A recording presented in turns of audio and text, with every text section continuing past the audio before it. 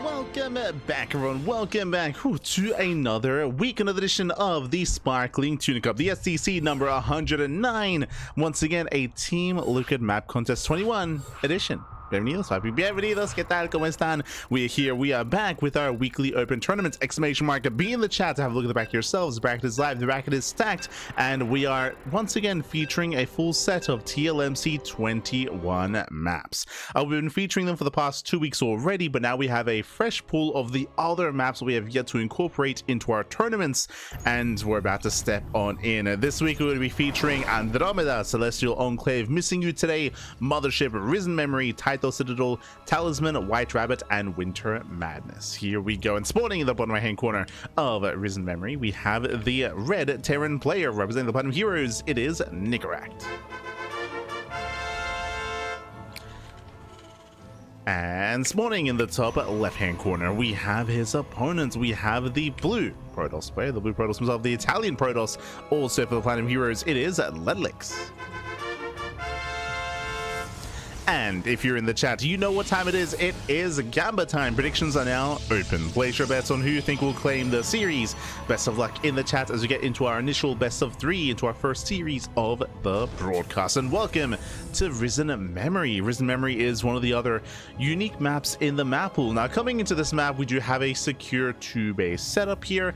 There is a cliff face and entrance coming into the main base, but very narrow as well. The rest of the other side is going to be free, of course. It's going to be safe and sound.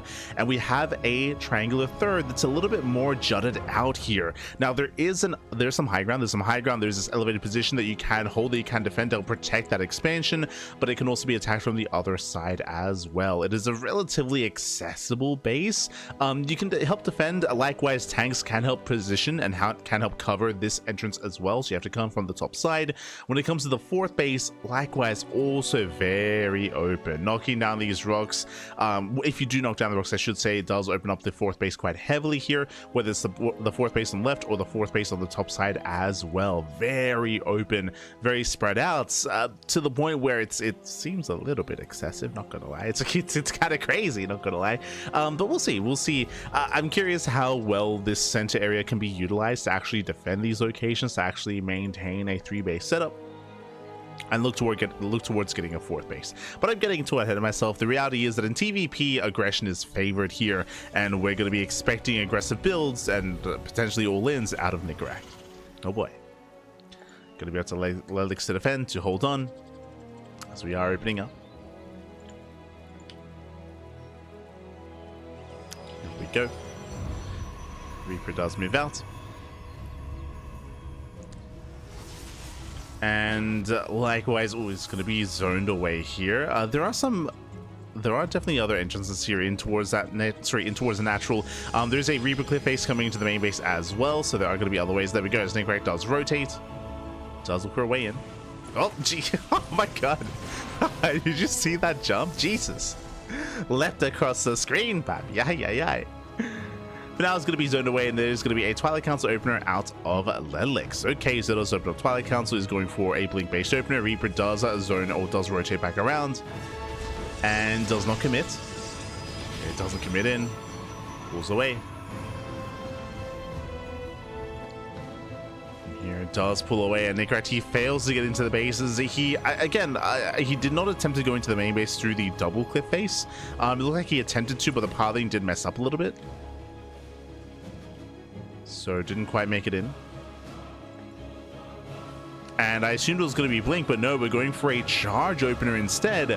Opening up something much more aggressive here. So going for charge, getting extra gateways, and from here, charge is going to be ready for the first move out. If Nicoract were to go for a 2-base tank-based all-in, then LetaleX would be ready to shut it down. Or at least he should be ready to shut it down. Back at home, throwing down extra axes. We have our 1-1-1, getting into early Marine drop. Interesting. No Tech Lab, no add-on top, no Banshee play. Marines have been amassing this entire time, and Nicoract now moving out. LetaleX does take the triangular third, which again seems to be the more defendable third base option. It feels like it's only one option to take a third. Is take the triangular base. Drop is moving in. Remember, these are vanilla Marines. Good morning, I stand. Good morning. I stand. He said Tuna as well. Bienvenidos. We do boost in, Stalker's in position, and the medevac is going to be shut down. Oh, as we do defend. Down goes the medevac. At the same time, Hellions A blast into the natural. The wall is wide open. Yeah, the wall is open. Probes are going to be going down. 3 Hellions A, 1 shot. Oh no, he pulls the boys. He pulls the boys in. Probes going to be going down. That's going to be 5 dead workers. As LetaleX was out of position. 6 probes falling in total. Not a bad amount of damage here from Nicoract.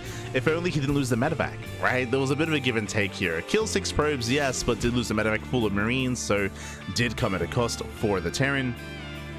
And behind this, working on the next big step. Working on what? Working on a stim, combat shields, and +1. So we're going very, very strong timing here with a bio-oriented army. There is no tank production. Reactors on the way, no banshees, no tanks, purely marine marauder. So very heavy bio play. When it comes to the center of the map, you can see it is, there's a lot of potential here to catch an army off guard. There's a lot of choke points, a lot of destructible rocks, a lot of disrupted vision here with the tall grass. Hellions, they don't quite make it in. Okay, Dreadnought dive, getting a couple of probes. Not bad. 5 more probes. Okay. Water tower in the main. Late reaction out of LetaleX.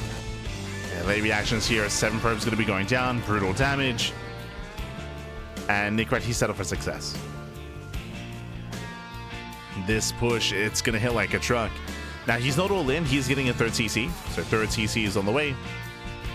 Nicoract, he is going to expand. But because of all the harassment, LetaleX, he just cannot keep up. There's potential here with the drop. War prisoners moving in. An army's in position. Here comes Nicoract. Here we get spotted. There we go, prism into the main.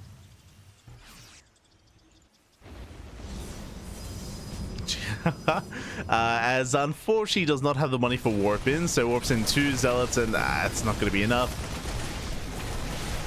Now Nicoract is aware. Lose a couple of SCVs. Yeah, once again, we just don't really have the money for warp-ins.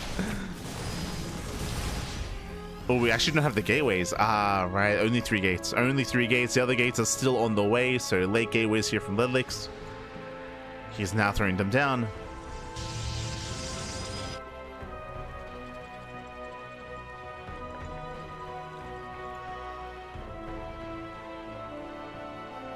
This does delay, this does distract, but again, there's a reason why Nicoract does have a supply lead right now. It's due to the early game damage, due to the harassment, killing all the workers, and now here comes the Terran.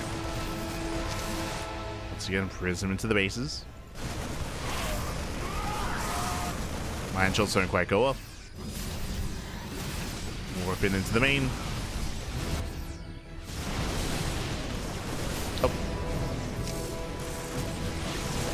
Nicoract, he kites in, is going for the Colossus, and Colossus will not escape. Does go down. Without the Colossi, there's just nothing here. There's nothing here. There's no splash damage. Again, LetaleX just took too much damage early on. Oh. As... Hopefully we're okay. Yeah, it's just a big lag spike. But the Nexus goes down. Massive pickup. Colossus has arrived. LetaleX, he does survive. He does hold on to his bases. Hold on to his Natra, I should say, but we'll lose the 3rd. And from here, Nicoract can just snowball out of control. He defends against the Prism. Prism goes down. There's nothing to keep him back. Now he can just rally. Now he can just rally across the map. Again, we bring this up all the time, but TvP is just really momentum-based, and for LetaleX to lose, how many probes did he lose early on? 13 probes at the course of this game. For him to lose that many workers, for the War Prison harass to be as lackluster as it was, like, it's just so difficult to recover from. And that's why this game is looking very comfortable for Nicoract. We have a Zealot run by getting ready. LetaleX is double expanding, he has to, as he is behind. So I'll take it into the mineral line. At the same time, Nicoract moving in. Does move in. Missile goes off. Brutal connection. Oh, was that a kill? Ah, that was a kill, not a cancel. Oh no. Nexus goes down. And Nicoract is just going for it here. He's diving in. GG gets cold. There's nothing to stop him. And Nicoract will take game number 1. GG. Whew. GG, well played. Nicoract, he does take a lead in the series. Again, a really rough start for LetaleX, winding it back. He lost 13 workers at the course of the early game to the Marine drop, to the Hellion harass, and that just proved to be too much. Unfortunately, LetaleX, he was unable to reciprocate. He did have some potential with the War Prism harass, but if you remember, he never really got a Warpin going. He never really got to harass. He was shut down early on. As he didn't have gateways ready, he didn't have the Warpins ready, and the War Prism didn't really get much done. GG. GG, well played. With that, Nicoract takes lead, and now we're getting into game number 2. Let's go. Game 2 is going to be on. Oh, Taito Citadel. Okay. Again, one of the other maps we have yet to feature here in on our broadcast, on our channel, actually. True.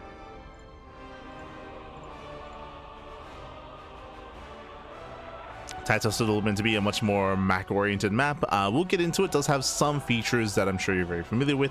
It does have an entrance here leading into the natural base that is walled up and walled off by rocks. It is similar to... it is similar to some of the other maps in the map pool, in the current ladder map pool as well. Similar. Tokamak, that's it. Gee, I blanked on I blanked on Tokamak, baby. So similar to Tokamak in that sense, but it is a little bit more exposed, the wall off, I mean. So it's more accessible to an aggressing army. We'll get there. But it looks like our players, they need a moment. They do need a moment here. So we can just catch up on what the bracket entails here tonight. Okay, so we have Björn. Björn, he's waiting for the winner of Hormoner and Rebellion. We have Cristiano up against Coral Viper. We have Geralt up against Triple in the first round. We have Bunny waiting for the winner of this series. So we have Nicoract versus LetaleX into Bunny. This is why we jumped onto this, because of the high-profile first round match into second round match as well. And then we have Creator versus Ragnar and Percival versus Hacker is top. The other option that we really had here, it was either going to be Nicoract versus LetaleX or Percival versus Hacker is top, but we jumped into our initial TvP just because we already have Bunny waiting in the next round. So just to reduce downtime, you know, we just go from one series into the other. That's the plan. That is the plan. So we have a lot of our regulars, but we also have some players that are a little bit irregular, like Bunny, right? Bunny, this is not his first time playing, but he, again, often doesn't really compete in too many Tuna Cups, so really cool to see Bunny once again. Likewise, Cristiano, he is last week's champion. Did actually take down Geralt and took down Björn as well on his way to the finals. True. So we'll see if Cristiano can replicate that success and do it again. We'll see. Bearing in mind as well that we are playing on the new hotfix as well, where we have had some adjustments to certain units, to Storm, to Ghost, to the Broodlord. Let's go.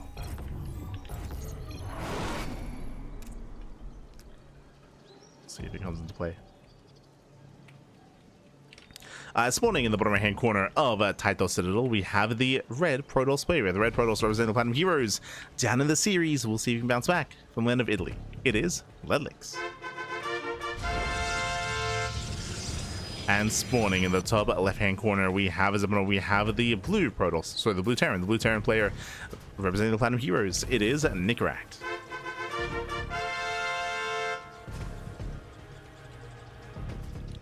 We go.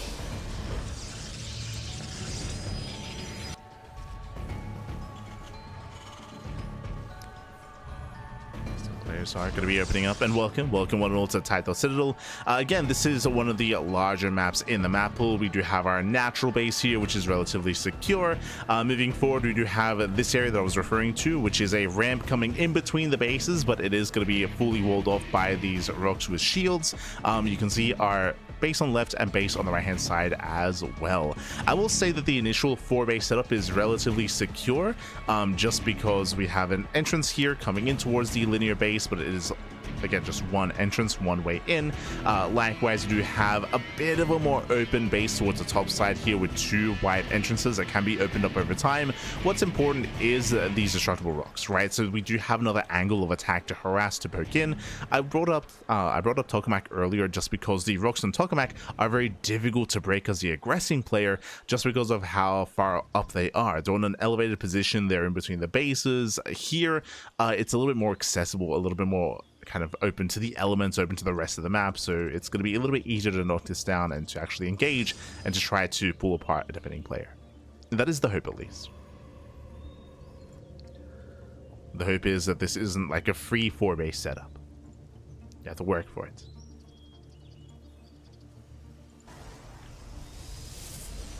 So again, this is a little more mech-oriented compared to Risen Memory. Risen Memory, which is more of a rush map, where we expect aggression. Here, you can be more defensive, but as I mentioned, like, there are ways to try to punish a defending player. It's a little bit more back and forth.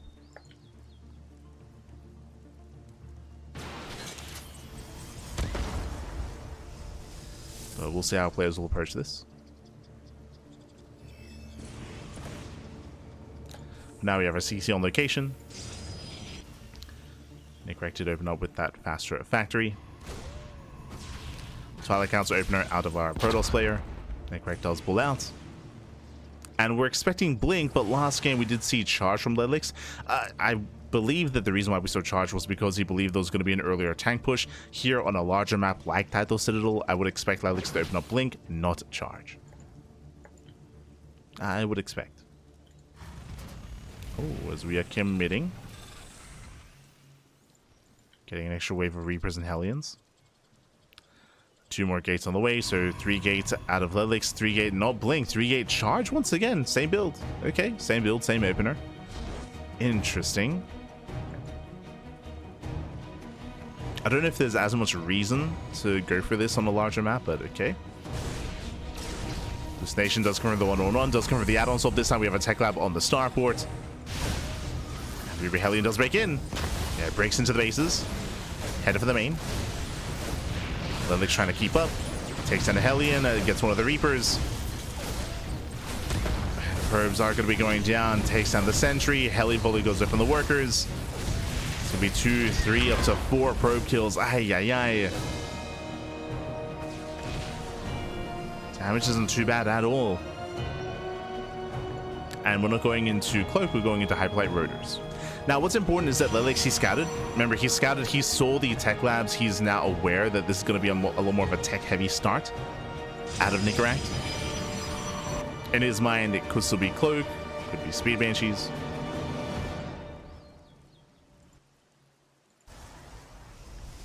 Let's see.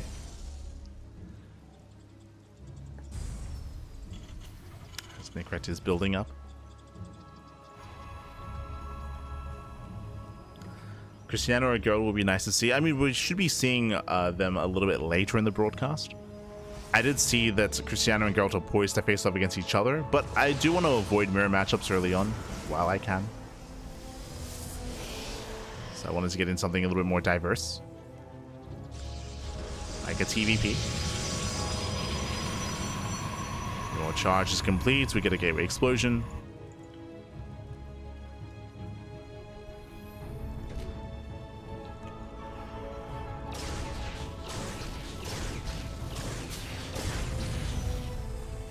Getting up to a 6-gate setup here on 3 bases. And starting Immortal production.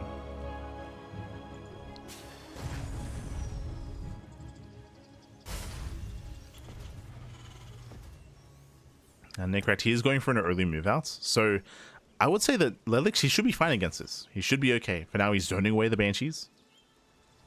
Banshees, they rotate.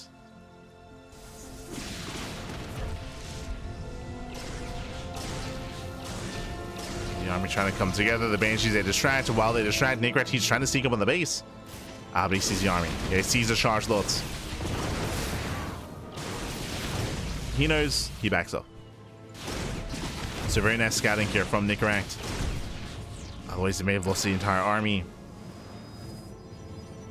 3 probes.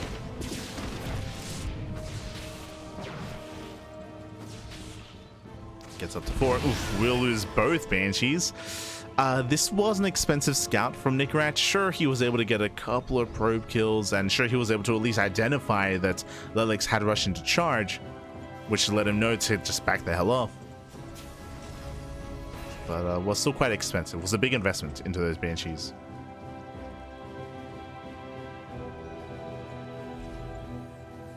As Nicoract is getting a 3rd TC, we're building up into the mid game.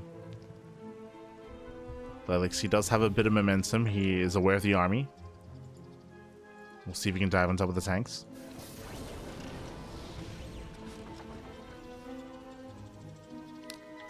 It's on siege. Ooh, getting one of the medevacs. Just the one. And we're out of zealots. Yeah, we're out of zealots. He's gonna lose everything. No, he sticks around a little bit too long, and the stalkers are going down. The immortal is going down. A massive loss here for LetaleX. You cannot fight like that. You cannot stand your ground without charge lots. And you saw that as soon as the zealots went down, LetaleX, he sieged off the prism. And with that, he would lose it. He would lose the prism, lose the immortals, lose everything. And from here, Nicoract, he snowballs out of control. He snowballs out of control. We do not get into the mid game, as there's nothing to stop him. I say that we do get another big warping of zealots. Okay, never mind. That's a lot of zealots. Nicoract, he has to respect it. Tanks do siege. Marines, they cut back. The boys are being pulled. And, I mean, this is just such a big loss here for LetaleX. He takes down both the tanks. That's nice and all. He will lose 15 probes.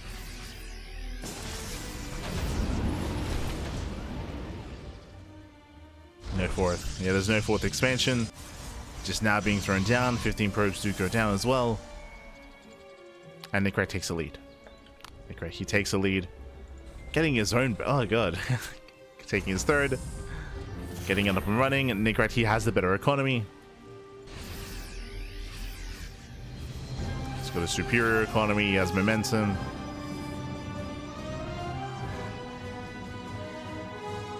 If LetaleX could buy some time, if he can take up into Storm, then maybe. But he misses the move out. So the runway's on the way. This expansion should not get up. There's a cancel. It's a cancellation. Nicoract steaming forward. Up. Oh, bleeding out a lot of Marines though. The Colossus. They pop off. They do what they can. Colossus, they trade well. Zealot run right across the map and gets 6 SCVs. And LetaleX holds. LetaleX, he holds. Nicoract did overextend, pushing into 2 Colossus. But had a lot of bio there. That was 13 Marines going down. Now, Nicoract still has a lead. He's still in a better position. But LetaleX, he takes a fight, and it was a nice moment. A nice moment here for LetaleX.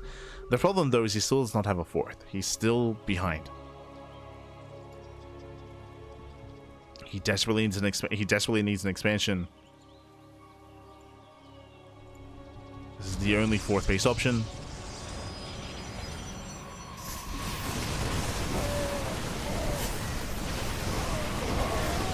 Colossus, once again, they put in a lot of work. Okay.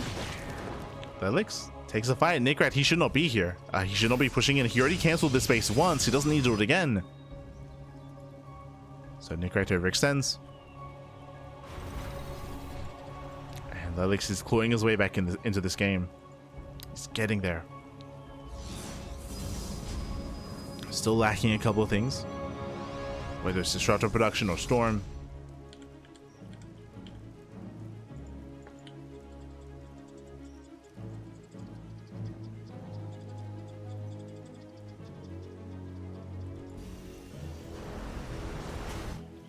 And Nicoract, he will miss the army. So he misses the main rotation. Zealots take it into the mineral line. Now it's moving in. Colossus, they catch the SCVs. Very nice. Oh, it's a lot of SCVs going down. But here come the Vikings.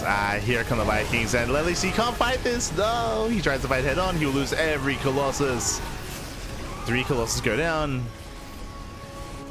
The Zealots, they pop up, they get 20 SCV kills. That's great and all, but Nicoract has a massive lead, a massive supply lead. Specifically, army supply lead. Nicoract, he races back home. He's got 1 Colossus in production. 1 Colossus on the way. And now would be the time to counterattack. Let's go.